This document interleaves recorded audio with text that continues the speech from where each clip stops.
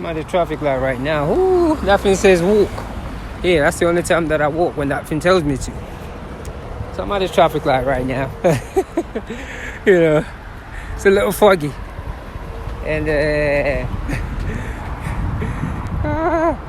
that 55 minutes, I'm struggling to get it back.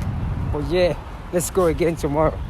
I think my body's going back, is waking up like the clock is still backwards. Because every time I actually get up at 1:55, 3 weeks ago it was actually 12:55.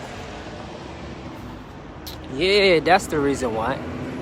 So I'm still on time, but because the time got moved forward, that's my excuse. But no, needless to say, I gotta go back. It's a beautiful day.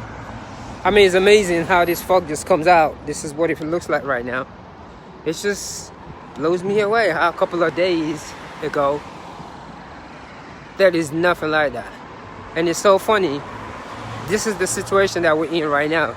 The same way this fog is around, that's the same way that the whole thing with this beautiful virus is going to disappear. Because look at that fog right now. It's just right here. As you can see, it's really foggy right now. You know, you can barely see a thing. You know, real foggy. You know, but it's one of those things. It's a beautiful weather outside. You know, beautiful day to come out. You know, move your body. Like I always do, I call it dancing with light. Because when I'm moving, I'm just, you know, as you can see the movement, I'm just like, you know, it looks like I'm walking, but I'm actually moving. But the thing is, I'm just letting gravity do its thing. And that's where that faith, trust comes into play. Because in meditation, you realize gravity is pulling you every single second of the day. We just don't realize it. And a lot of time when it pulls us, because of so much stress in our body goes into this thing. It's almost like a pain.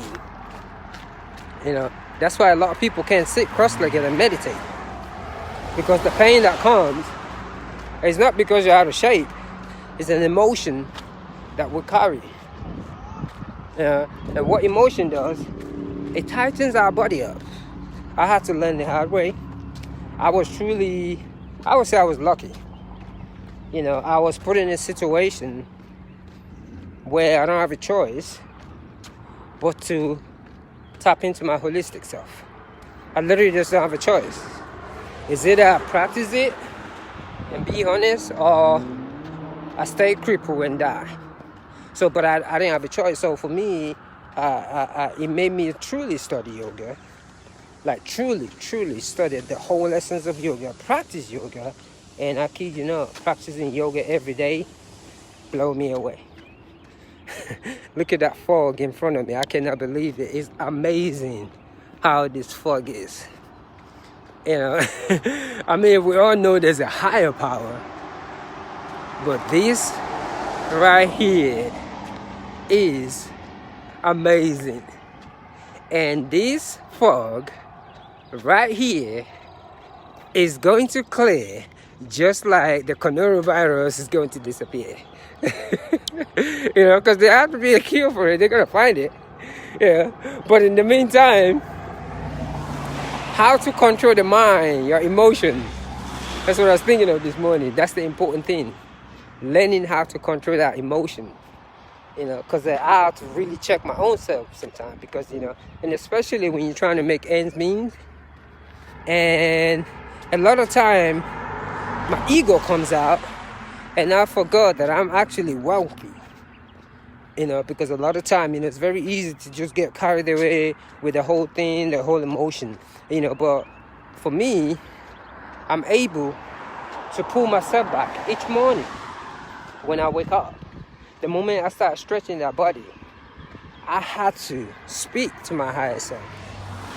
Because every time I twist, every time I turn, it's like it's bringing me back into reality. Hey, come on now. It's not that serious.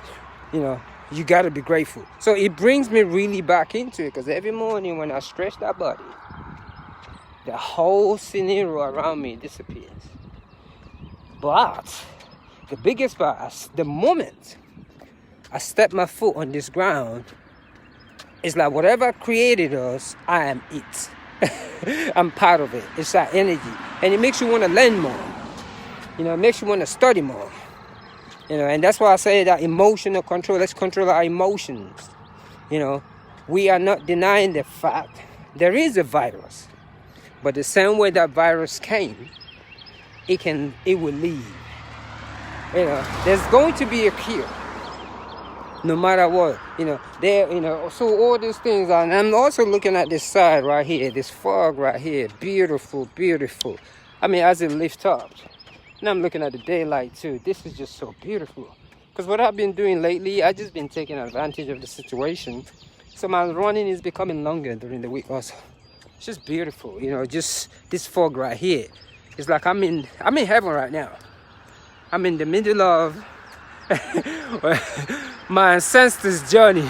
I mean, you know, I'm working with the Orishas right now. I am in heaven as I speak. I'm truly, truly in heaven right now, you know. I'm saying sunshine on me, you know, the Orishas, you know, I am in heaven. Man, I like the noise on that car. I am in heaven right now. So needless to say, like I was saying, let's control that emotion. You know, emotional control is what we have to deal with today. And especially a lot of us, you know, we're not used to being around our kids during the day, you know, working and all that. So it can be difficult. You know, I've had the opportunity to do that. It's like, whew, big up respect to women.